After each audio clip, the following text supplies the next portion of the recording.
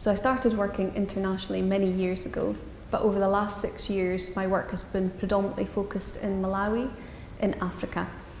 And the reason for that is that they have one of the highest death rates amongst women who are pregnant or giving birth. And as a midwife, that personally and professionally means a lot to me, and I want to do all that I can to try and reduce that risk for women and try and help improve their outcomes. So that's the reason that I really got involved in working in developing countries.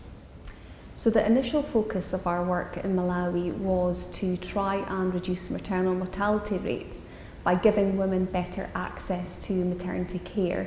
So we worked with the government there to introduce the profession of midwifery by developing the first ever direct entry accelerated midwifery programme.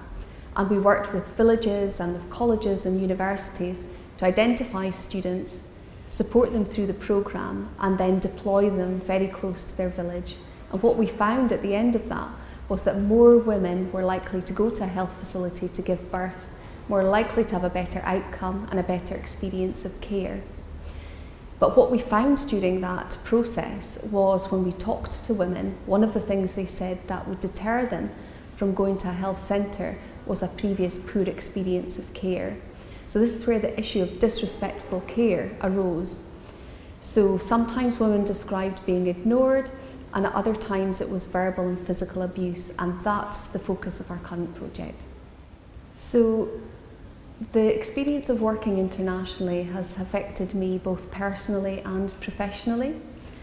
On a personal note, I find it incredibly rewarding to work in such a challenging context where resources are scarce, with people who are desperate for your help and very appreciative of it. So it certainly supported me in relation to being innovative about how I practice, creative use of resources, appropriate decision making, timely decision making, but also it's helped me develop in relation to communication skills, appreciation about how culture affects health-seeking behaviour and how they respond to your care. I've always encouraged midwives to work internationally, and over the last 6 years in Malawi specifically, I've probably worked with between 10 and 15 different midwives on different projects. And the reason that I encourage them to get involved in this work is that it's not just about them utilising their knowledge and skills in that context and making a difference to individuals, communities and the country. It's about the opportunity that they have for their own personal and professional development.